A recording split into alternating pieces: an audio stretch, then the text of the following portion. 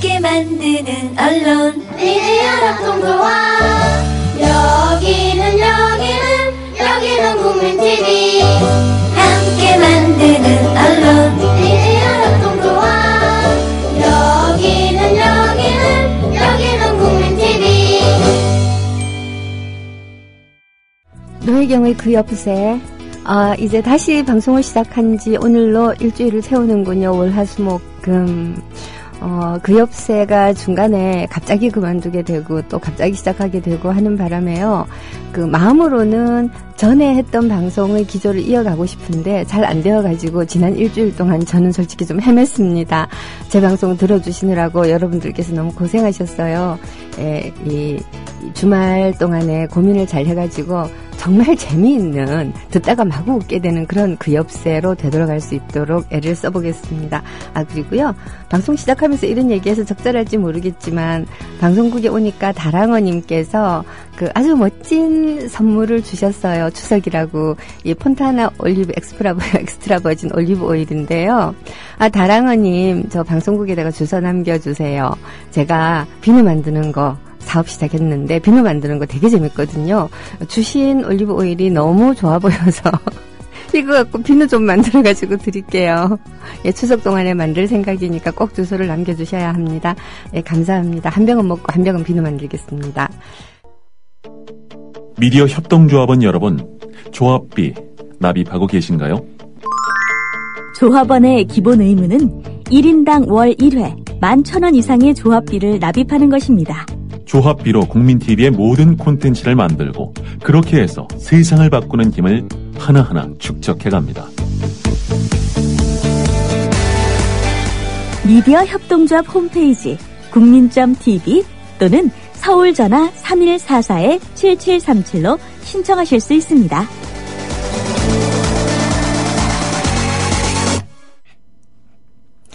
네, 오늘이 9월 18일이에요.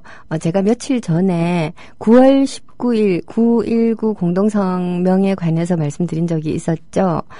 육자회담에서 이루어낸 흔치 않은 성과였는데 북한의 핵 문제를 해결하기 위해서 6나라가 모였잖아요.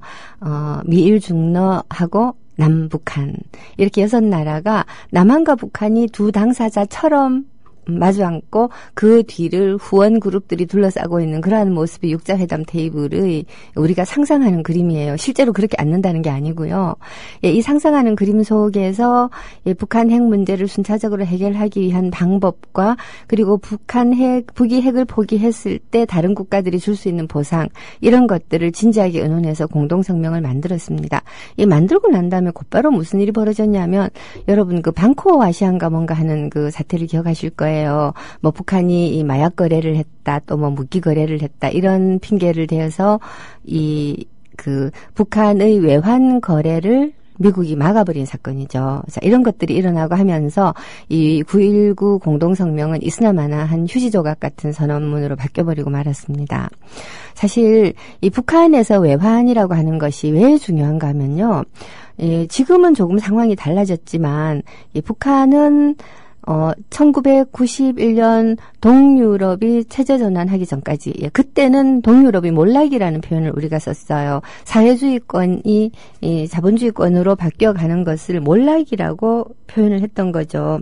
엄격하게 말하면 한 공동체, 한 나라의 국가들이, 한 나라의 국가의 국민들이 우리가 어떤 국가가 되겠다라고 결정하는 것은 그 나라 국민들의 권리예요. 합의에 의해서 체제를 결정할 수 있어야 되는 겁니다.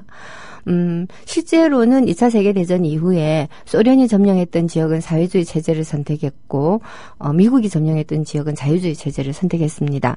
그렇지만 원칙적으로는 스스로 선택할 수 있어야 된다라는 것이죠. 동유럽에 있는 헝가리라든가 체코라든가 동독이라든가 또 폴란드라든가 이러한 나라들이 과연 소련이 점령하지 않았을 때도 사회주의 체제를 선택했을까? 기본적으로 동유럽, 서유럽으로 우리가 지금은 나뉘어서 얘기를 합니다. 워낙 이렇게 체제 분단선이 몇십 년 동안 있었기 때문에요. 한 40년 있었잖아요. 40년 더 되나?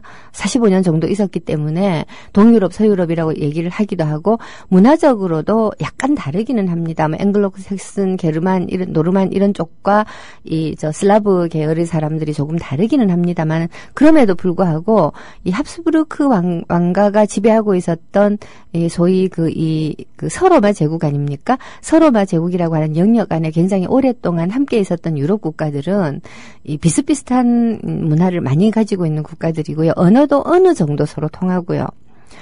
이런 상태에서 인위적인 체제 분단선이 있었기 때문에 체제 전환이라고 하는 말로 요즘 바꿔 부르는 이유는 그 국가들이 사회주의 체제에서 자유주의 체제로 옮겨 앉았다라는 뜻으로 체제 전환이라고 부르지 이제는 몰락이라고 잘 부르지 않습니다. 몰락이라고 잘 부르지 않고요. 어쨌거나 동유럽이 사회주의 진영에서 자유주의 진영으로 넘어가 버리고 남아있는 사회주의 국가가 전 세계적으로 몇 개 안 되었을 때 북한이 입었던 타격은 그 무엇보다도 경제적인 것이었죠. 북한과 이 유럽, 서유럽 이 사회주의 국가 내에서는 이 무역 형태가 서로 돈을 주고받는 그러니까 물건을 돈을 주고 사오고 그리고 물건을 돈을 받고 팔고 하는 그런 경우도 있지만 지하 자원을 주고 생필품을 받아온다든지 이런 식으로 서로 이렇게 물물 교환하는 그런 경제들도 굉장히 많았고요. 또 이 러시아, 소련 같은 나라들에서 북한에 대외 원조 지원하는 것들도 많았고 그랬는데 이러한 것들이 기본적으로 달러를 통해서 물건을 서로 이렇게 구매를 해야 되는 무역 형태로 바뀌어버린 겁니다. 80년대 후반에서 90년대 초반에 이 얘기도 제가 꽤 많이 했지만 그래도 또 하자면 북한이 달러가 없이는 기본적으로 석유를 사올 수가 없는 거예요. 북한의 경제는 생각보다 석유 의존도가 높습니다. 북한은 이 무연탄이 석탄이 굉장히 많은 곳이라서 석탄을 가지고 어지간한 이 발전 같은 것을 해낸다라고는 하지만 왜 자동차 이 중장비 이런 것들을 가동하는 데는 석유가 굉장히 많이 필요하잖아요. 그런데 이 석유를 달러를 주고 사와야 된다라고 했을 때 북한이 얼마나 달러가 필요하겠어요. 이 와중에 칼 8582 사건 때문에 김현희 사건 있잖아요. 그것 때문에 북한이 또 경제 봉쇄를 당하고 있습니다. 이러니까 북한은 어떻게 해서든지 외화를 벌어들여야 되는 그런 상황이 되는데요. 그나마 어느 정도 서로 이렇게 도움을 주고받던 동유럽이 일제히 체제 전환을 할 때 북한에 밀어닥친 위기는 그 이후에 가뭄, 홍수 이런 것들로 말미암아서 발생한 일종의 식량난과 더불어서 굉장한 재앙을 불러왔던 것이죠. 자, 이런 와중에 2000년대에 들어가지고 9.19 공동성명이라고 하는 것을 합의해서 발표를 하고 서로 주거니 받거니 하면서 잘 하자라고 해놓고 또 경제 제재를 당하면 북한 입장에서는 미국이 우리를 배신 때렸다라고 생각할 수도 있을 것 같아요. 여하튼 그렇습니다. 마침 제가 눈이 되게 나쁘기 때문에 글자가 정확하게 읽히진 않아서 파란 글자가 잘 안 보이는데 통일이 독립이다라고 아마 쓰시고 싶으셨던 것 같습니다. 통일이 독립이다님께서 미국의 핵 위협은 북한에게 핵무기를 개발 보유할 구실을 주고 있다. 북한은 이러한 기본적인 문제가 해결되지 않는 한 핵무기를 포기하지 않을 것이다 라고 하는 글을 올려주시면서 이게 친북주의자의 주장처럼 들리겠지만 일본 외무성에서 박근혜 핵군축 및 대북전쟁을 담당했다가 현재는 캐논 글로벌 연구소에서 일하고 있는 분, 미네 요시키라고 하는 분이 미국 AP통신과의 인터뷰에서 말한 것이라고 합니다. 이 통신은 최근 비밀 해제된 미국 정보 문서들을 분석해서 1950년대부터 오바마 행정부에 이르기까지 미국은 반복적으로 북한에 대해 핵무기 사용을 고려해왔고 계획해왔으며 위협해왔다고 보도했다라고 적어주셨는데 제가 며칠 전에 브루스 커밍스 교수의 이야기를 인용하면서 말씀드렸던 바로 그거죠. 해제된 기밀 문서를 보니까 벌써 53년 이때부터 북한을 상대로 핵무기를 한번 써보자라고 하는 계획을 가지고 있었고, 그리고 또 실제로 이건 커밍스 교수의 묘사죠. 일본의 히로시마하고 나가사키에 핵폭탄을 떨어뜨렸던 바로 그 비행기가 B-29 전투기입니다.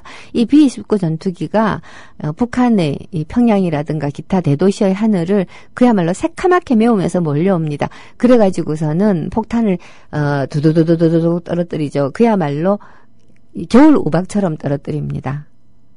그렇게 떨어뜨리고 가고 나면 막 폭발이 막 일어나고 난리가 나는 건데, 이렇게 하늘을 새까맣게 메우고 몰려오고 있는 그 비행기가 히로시마와 나가사키에 핵폭탄을 실어 날랐던 바로 그 비행기라는 것을 북한의 김일성을 비롯한 북한의 이 군 고위직들은 다 알고 있었을 거 아닙니까? 그걸 바라보는 심경이 어땠을까? 라는 생각을 가끔 해봐요. 이거는 뭐 남북한이 서로 대결하고 있는 관점이기 때문에 북한을 이렇게 위협했다라고 기분 좋아하는 어떤 그런 분이 있을 수도 있는데, 그 정말 인간적인 생각이 아니에요. 같은 사람으로서 그런 방식으로까지 극악무도하게 위협을 당해야 할, 그런 위협을 당해도 되는 사람은 저는 없다고 생각합니다. 근데 그런 위협을 당했던 거죠.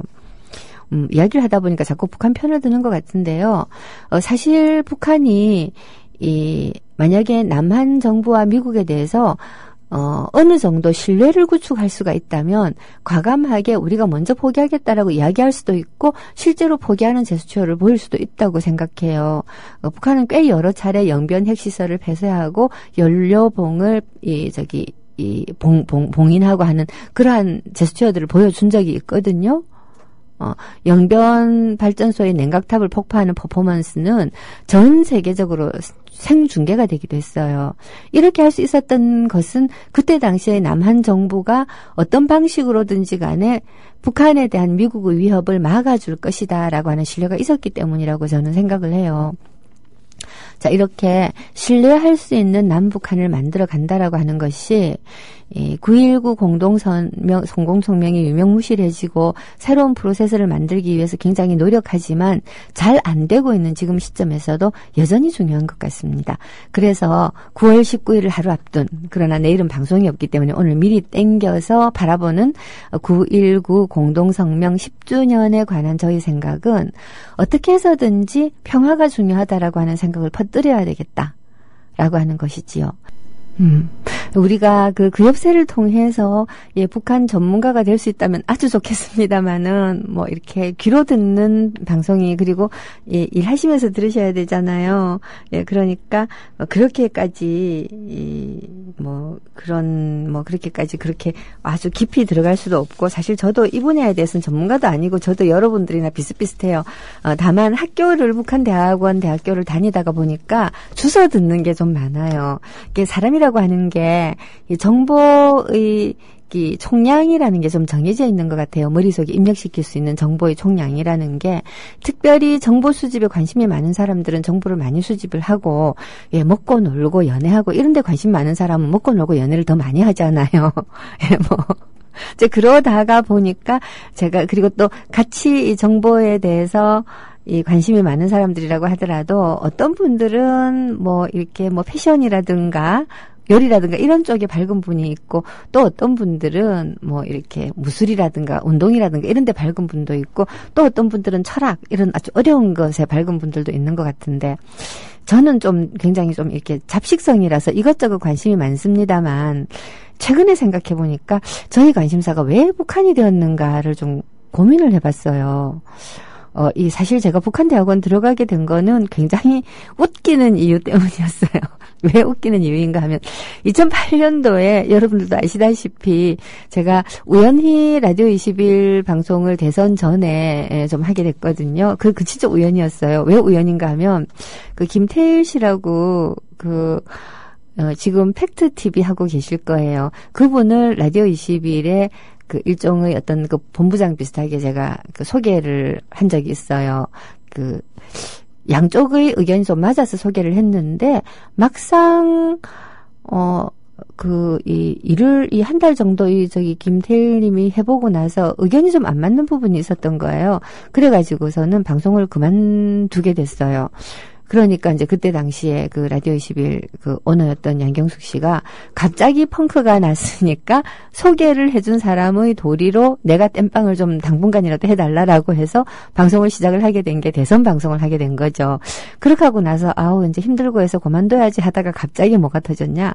아시다시피 촛불 쇠고기 광우병 쇠고기 그 거부를 위한 촛불 집회가 터져버린 거죠. 이 촛불 집회의 시작에 관해서 굉장히 많은 썰들이 있습니다만 제가 파악한 그 촛불 집회의 시작은 이렇습니다. 그때가 한 4월 말이나 이렇게 되었을 텐데 중학생들이 어떤 그 팬클럽 학생들이었어요. 중학생들이 갑자기 우리 오빠에게 쇠고기를 먹일 수 없어요 하고 나선 거예요. 갑자기 그렇게 나섰으니까 아무런 준비도 없고 그냥 애들이 자기들끼리 손잡아 몇 개 만들고 와서 이제 막 떠들었는데 이게 숫자가 꽤 많았어요. 이게 저 같은 늑다리들이 굉장히 충격을 받은 거죠. 그래서 야 이거 안 되겠다 해가지고 불이 나게 이제 이 시민단체들은 대책본부를 꾸리고 그리고 이제 저 같은 사람들은 이 애들이 데모를 한다는데 우리야 뭐 80년대도 그렇고 90년대 초반에도 그렇고 살짝 경험들이 있으니까 이 정경대가 쫓아오고 하면 어떻게 해야 되는지도 하는 것도 좀 알고 진압을 잘 당하는 방법 이런 것도 좀 알잖아. 근데 쟤네들은 완전히 애들인데 안 되지 보호를 하러 가자 이래가지고서 그 다음 주에 굉장히 많은 사람들이 이 여자 중학생들을 보호하기 위해서 청계천에 모였어요. 제가 기억하는 시작은 그래요. 물론 어떤 분들은 우리가 조직을 했다, 우리가 계획을 했다라고 말씀들도 하시지만 여하튼 겉으로 제가 바라본 상황은 여자 중학생들이 우리 오빠한테 쇠고기 먹이면 안 돼요라고 하면서 시작을 했다고 기억을 하고 있어요. 실제로 저 같은 사람이 나갔던 이유도 걔네들을 보호하자였으니까요. 근데 막상 나가보니까 뭐라고 해야 좋을까? 저 같은 생각을 하고 나온 왕년의 어제의 용사들이 어마어마하게 많은 거예요. 그래서 우리끼리 쳐다보고 굉장히 웃었습니다. 뭔 팔자가 20살 때 하던 짓을 30살 때 하고 이제 한 40 돼가지고서는 안 할 줄 알았더니 또 노풍 분다고 쫓아나가고 탄핵한다고 쫓아나가고 이제는 또 이렇게 하고 모였네 하면서 우리가 웃었습니다. 그랬는데 그 다음 주쯤에 굉장히 우발적으로 촛불 방송을 시작을 하게 됐어요. 이게 지속되는 것이구나라는 생각에 방송을 하자라고 우리 그때 박성문 PD였냐? 박성문 PD가 마이크를 잡고 저는 광장에를 나갔죠. 광장에를 나가서 전화로 막 인터뷰도 하고 하다가 잠깐 사람을 만나가지고 옆에 타면 탐스 가가지고 커피를 마시고 나오니까 사람들이 하나도 없는 거예요. 이 다 어디로 갔지? 그래서 어디로 갔는지를 따라가려고 하다가 따라가지 말자 하고서는 신상철 씨하고 둘이서 방송국으로 돌아와서 어디로 갔는지는 모르겠지만 이 사람들을 추적하면서 방송을 해보자라고 했는데요. 하필 그날이 비극적으로 신촌 진압이 있었던 바로 그날이었습니다. 이 사람들이 어디로 갔는지 궁금하다고 방송을 하니까 그 대열에 있던 사람들이 폰으로 또는 가지고 있었던 노트북 컴퓨터로 제 방송을 듣고는 전화로 우리가 어디로 갑니다라고 알려주시기 시작을 하는 거예요. 고맙죠. 그래서 어디로 가고 있다라고 생중계를 했는데 실제로는 CCTV라든가 혹은 이 따라가는 경찰들이 이 대열의 행로를 다 알고 있었겠지만 저희들이 저하고 신상철 씨가 했던 방송으로 말미암아서 여기저기 흩어져 있었던 사람들이 전부 다 신촌으로 향하는 행진 대열에 합류하게 되는 그런 비극이 발생을 했습니다. 그날은 정말 비참했죠. 여러분들도 아시다시피 그 예비군 부사관이라고 하는 분이 전화를 걸어가지고 여자들이 지금 하이힐 신고 경찰에게 제압을 당하고 있다. 남자들 다 어디 갔느냐라고 막 울부짖으면서 막 이렇게 방송을 하고 했던 굉장히 기억이 생생한데 저하고 이 신상철 씨가 어쩔 줄 몰라 하면서 지금 어떻게 되어가고 있습니까? 무슨 일입니까? 하고 막 묻던 목소리도 막 이수은가 하는 사람이 노래에 막 실려가지고 나가고 했던 그게 바로 그 운명적인 날인데 그날 이후로 거의 한 몇 달 동안 정말 길바닥에서 살았죠. 밤에 한 사전 8시부터 시작해서 새벽 6시까지 10시간이거든요. 10시간 동안 제가 마이크를 잡았습니다. 몇 달 동안을요. 참. 자, 이렇게 하고 나니까 겁이 나는 거예요. 진짜 겁이 나는 거예요. 이명박한테 보복당하는 거 아니야? 진짜 너무너무 무섭더라고요. 진짜로 좀 무서웠어요. 사실 보복을 당할 것이 무서운 건 사실은 테러가 무서웠는데 그래도 이 이명박이 테러를 용인하지 않으면 테러를 당하지 않을 테니까 이 사람 되게 무서운데 나 같은 사람에게 그 물리적인 테러 뭐 서북 청년단 비슷한 사람들이 와가지고 그때 왜 사람 이마에 회칼 찍고 한 그런 사건도 막 있었잖아요. 그런 일을 벌이면 정치적으로 시끄러워질 테니까 나를 탄압할 수 있는 방법이 뭐가 있을까를 저는 고민을 했죠. 이게 제가 제 개인 이야기이면서 동시에 그때 당시 우리 모두가 좀 마음속으로 겪었던 두려움과 갈등의 이야기이기도 한 것 같아서요.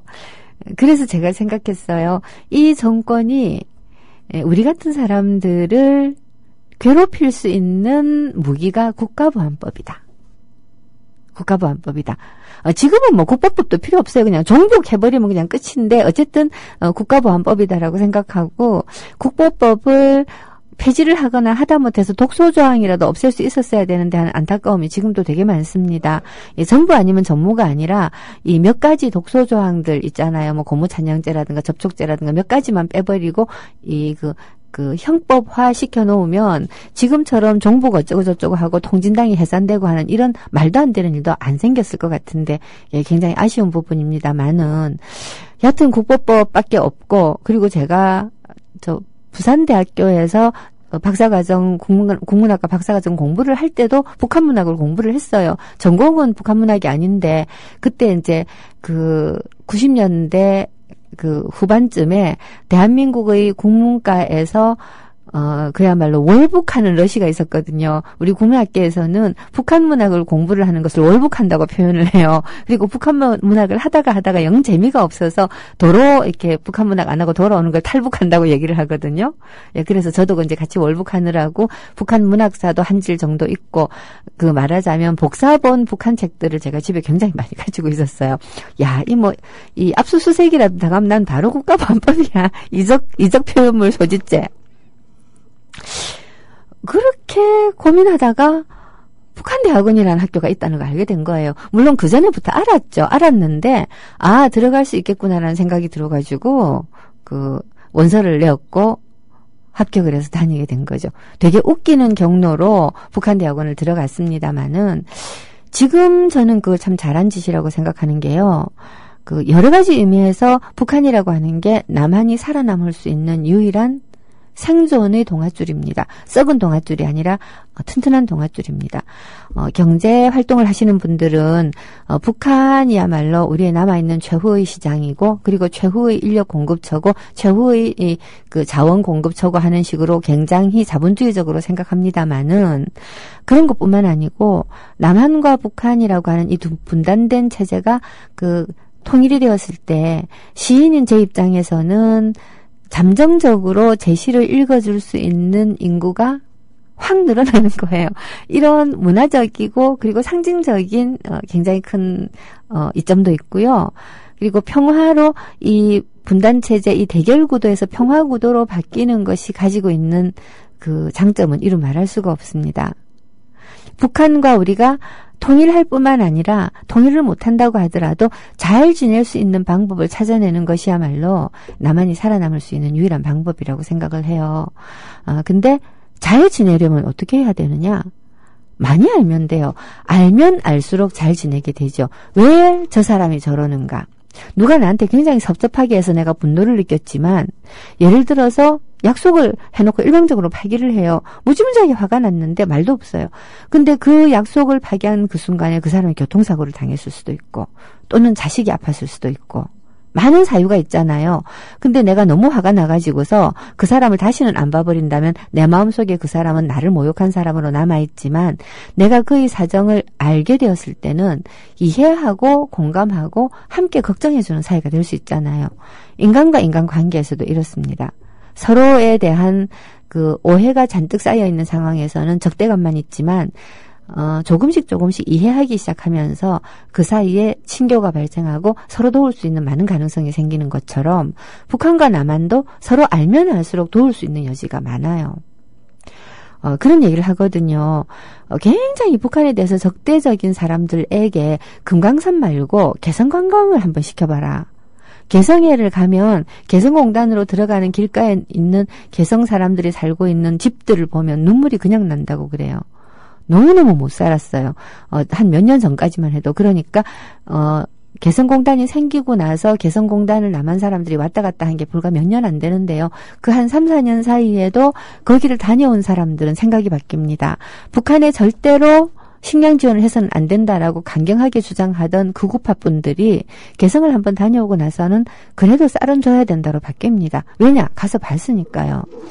그래서 제가 북한대학원을 들어가가지고 그 북한 공부를 하면서 문학이 전공이긴 하지만, 그리고 이제 문학을 정치적으로 보는 거죠. 전공이긴 하지만, 과외로 북한의 현실에 관해서 굉장히 많은 정보를 듣게 되잖아요. 정보를 듣게 되면서, 옛날만큼 북한이 두렵거나 무섭거나 싫거나 하지는 않았어요.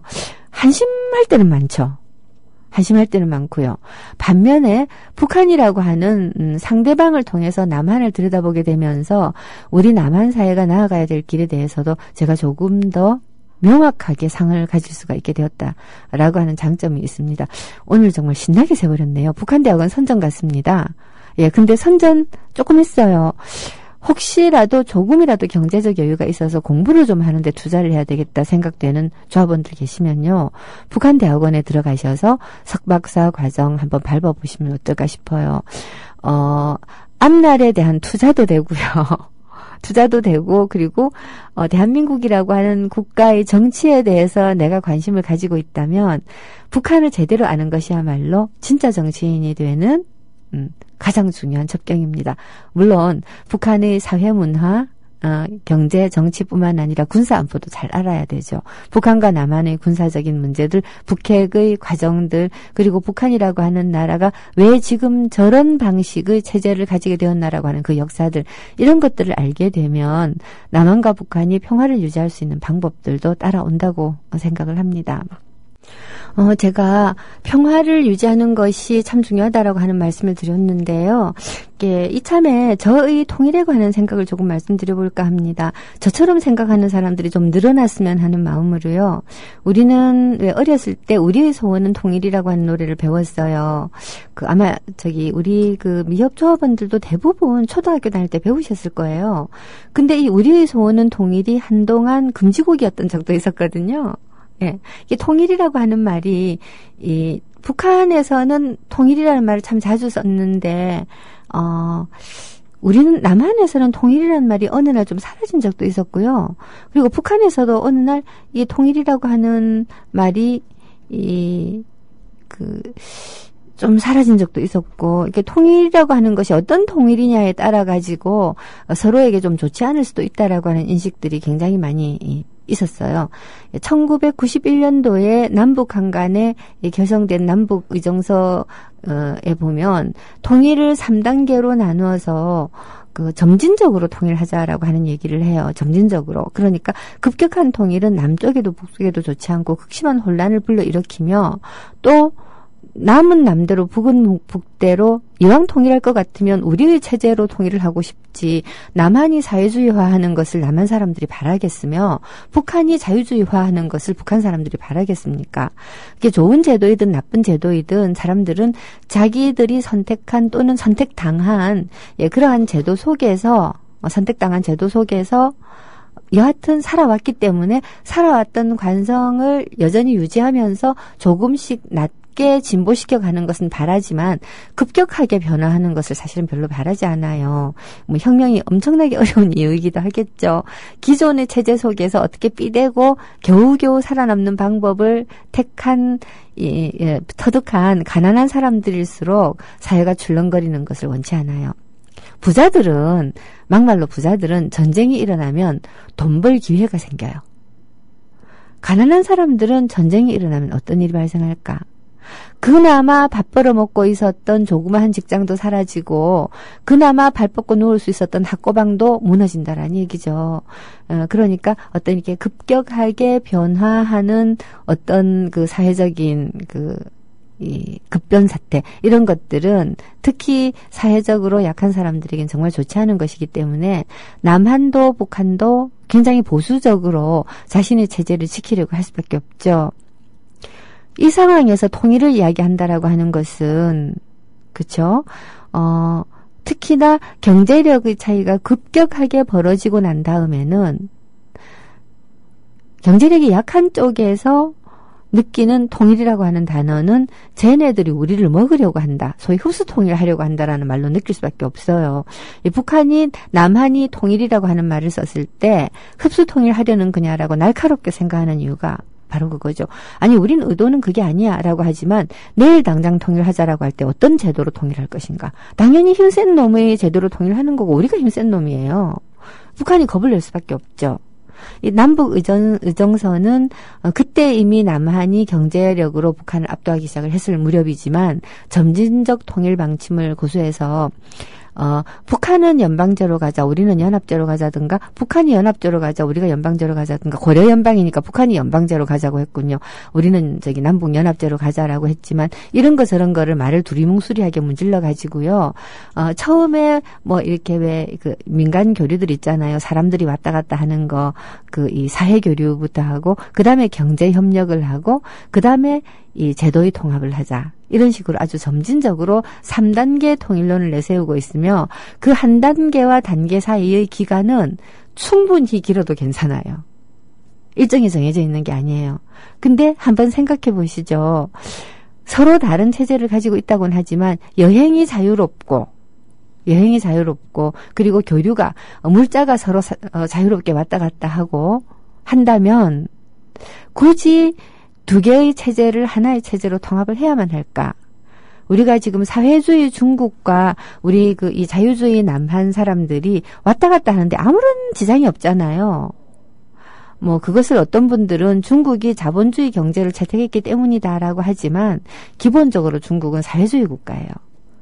그리고 우리가 베트남에 가가지고 이것저것 하고 하는 거 하나도 불편하지 않고 심지어 베트남의 여성들이 우리 남한의 농촌으로 시집 오기도 하잖아요.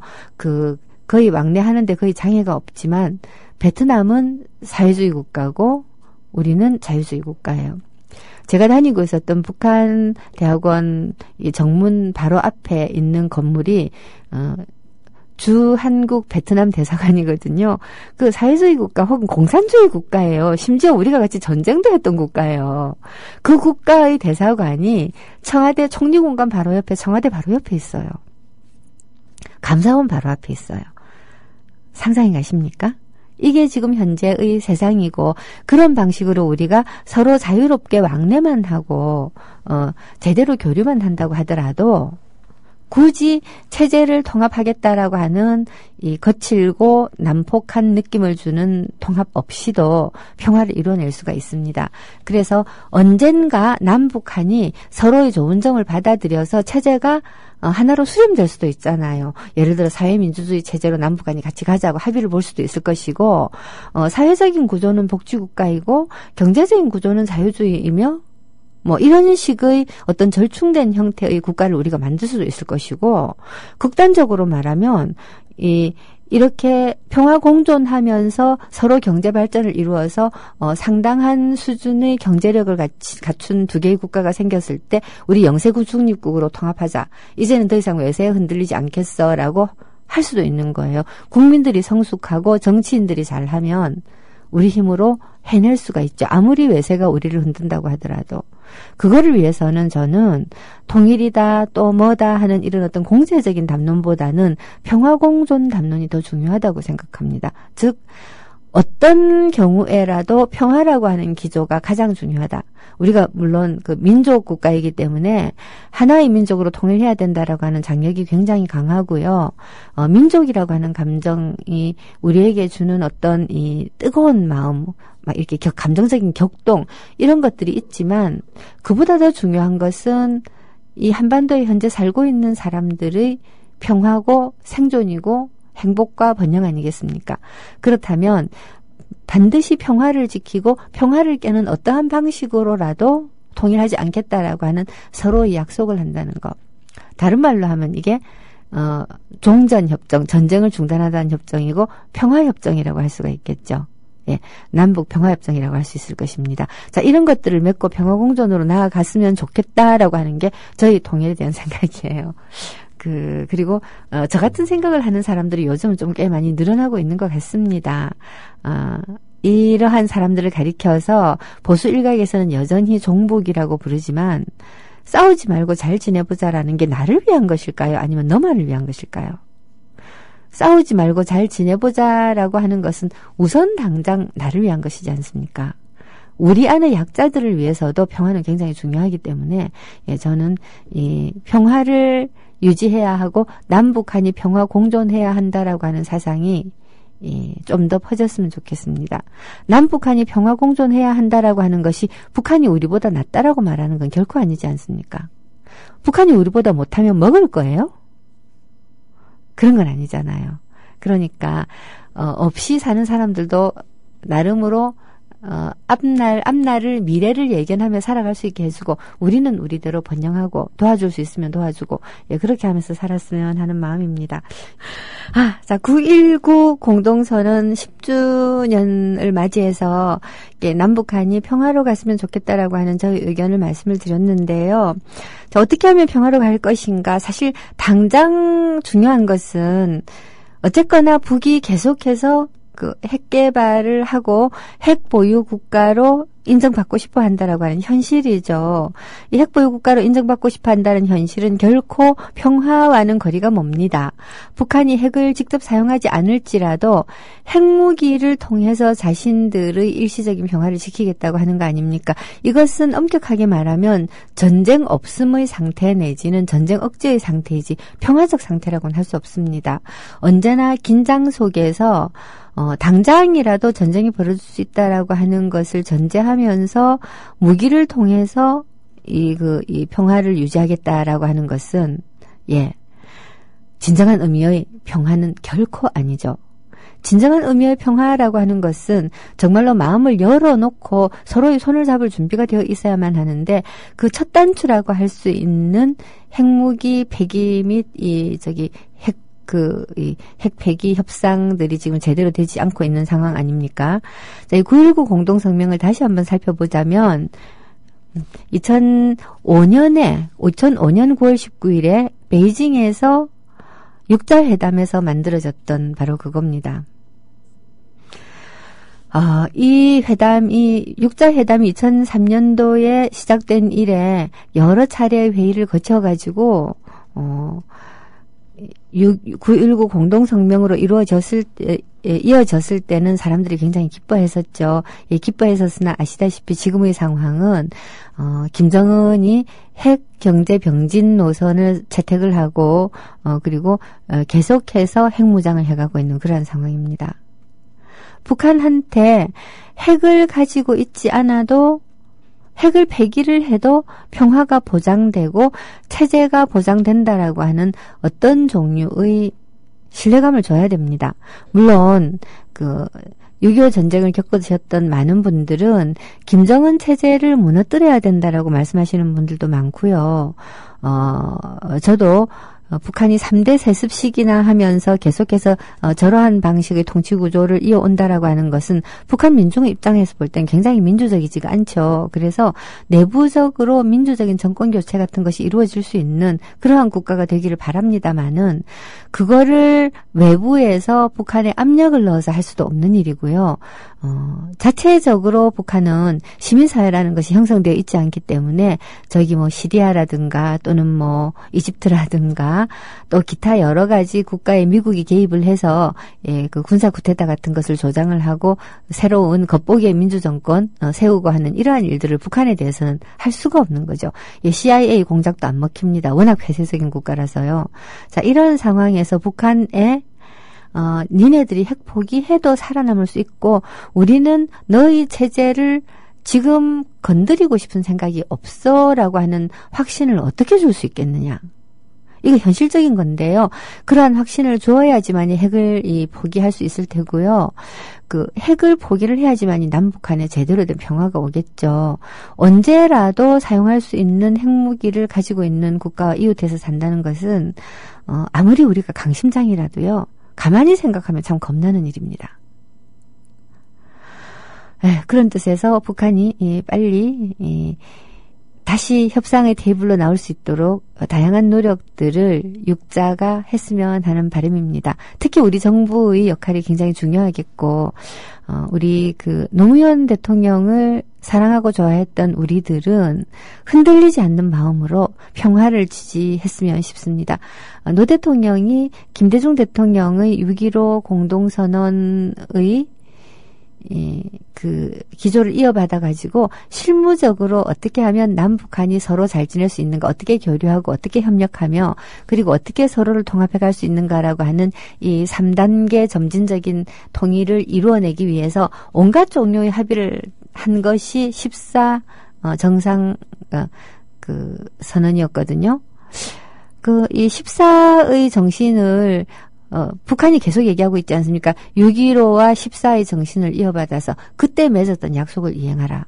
그리고 그때 맺었던 약속은 과거로 거슬러 올라가면 7.4 공동성명이 있었어요. 박정희 때 했었던 거죠, 이게. 7.4 공동성명 때 벌써 서로 전쟁하지 않겠다라고 하는 암묵적인 합의를 했습니다. 평화로 가겠다라고 하는 합의를 했습니다. 그리고 남북 의정서가 91년도에 있었죠. 군인 출신 대통령이 남한과 북한은 평화롭게 지내야 된다. 평화롭게 지내야 한다라고 하는 그 성명을 벌써 냈던 겁니다. 거기에 이어서 민주화 시대의 대통령이 보다 적극적인 이 상호 교류의 가능성을 열어놓는 합의를 했던 겁니다. 그러니까 14 정상선언의 그 합의를 이어받는다라고 하는 것은 지금의 정권으로 볼 때도 박정희 때부터 이어왔던 남북관계 기조를 그대로 지켜간다라는 것 이상도 이하도 아니에요. 여기에서 한 걸음 더 나아가면 정말 운 좋으면 박근혜가 서독의 빌리의 그란트처럼 통일의 초석을 낳은 대통령, 닦은 대통령이 될 수도 있어요. 통일 대박이라는 말을 해가지고서 혼란을 일으킨 대통령이 아니고 정말로 통일의 초석을 놓은 그런 대통령으로 이름이 올라갈 수도 있고요. 그것만 제대로 한다면 아마 많은 사람들이 박근혜를 용서를 할 겁니다. 근데 그것조차 제대로 못한다면 정말 이건 아무것도 아니죠. 최근 좀 있으면 남북 이산가족 상봉이 있을 텐데요. 이산가족 상봉에까지 이어지는 동안 그래도 박근혜가 판을 깨지 않고 북한의 의도에 상당히 따라가면서도 판을 깨지 않고 갖고 간 것만으로도 칭찬해줘야 된다고 북한 전문가들께서는 말씀을 하고 계세요. 그리고 그 점에서는 저도 칭찬을 하고 싶어요. 오늘 9.19 공동성명이 내일로서 10년을 맞이한다라고 하는 사실을 여러분들께서 기억을 해주셨으면 좋겠습니다. 그거 정말 별것 아니지만요. 참 지금 와서는 정말 별것 아니지만 그러나 이 북핵 문제를 서로 으르렁 딱딱거리고 제재를 가하고 괴롭히고 응징하고 이런 방법이 아니고 협상을 통해서 실마리를 풀어본 적이 있다라고 하는 경험은 지금도 굉장히 소중한 겁니다. 마주 앉아서 이야기 잘하면 협상할 수도 있다. 그리고 얼마 전에 굉장히 작은 것이지만 우리가 왜 이 고위당국자 회담을 통해서 국방장관들 이렇게 장관들 모여가지고 회담을 통해가지고 서로 막 이렇게 대포 쏘고 난리를 지기고 나서 그 직후에 모여 앉아가지고서는 이산가 가족이 서로 만납시다라고 하는 결과를 도출하기도 하잖아요. 그러니까 서로 만나서 이야기한다는 건 너무나 중요해요. 되도록이면 그 이야기를 하는 우리의 파트너, 우리 측의 대표자가 북한을 좀 잘 아는 사람이었으면 하는 바람은 부가적으로 가져봅니다. 북한 쪽에서는 이 대남 담당자가 굉장히 오래 같은 사람들이 해요. 담당자가 이 리더만, 그러니까 그 책임자만 같은 사람이 오래 하는 게 아니고 그 밑에 일하는 실무자들도 몇십 년씩 남한을 다뤄요. 그러니까 남한에 대해서는 빠삭하니 아는 거죠. 누가 있고. 심지어 저도 굉장히 깜짝 놀란 적이 있어요. 금강산에 갔는데 거기 왜 지도원이라고 하는 분이 저기 노혜경 대표 찾아왔습니다 하고 저를 만나러 왔더라고요. 그러니까 저 같은 사람에게조차도 저쪽 사람들은 관심을 가지고 정보를 모은다는 겁니다. 그러니까 얼마나 남한에 대해서 잘 알겠어요. 우리도 북한에 대해서 잘 아는 전문가들이 더 많이 늘어나야 될 것 같습니다. 이것이 9.19 공동성명 같은 것들이 현실화될 때 우리가 그것을 견고하게 만드는 방법이기도 할 것 같습니다. 국민라디오 팟캐스트 응원하는 가장 쉬운 방법 아시나요? 다운로드하기, 별점 주기, 댓글 달기, 구독하기. 국민라디오 팟캐스트 널리 알리는 가장 쉬운 방법. 다운로드하기, 별점 주기, 댓글 달기, 구독하기. 기억하세요. 다운로드하기, 별점 주기, 댓글 달기, 구독하기.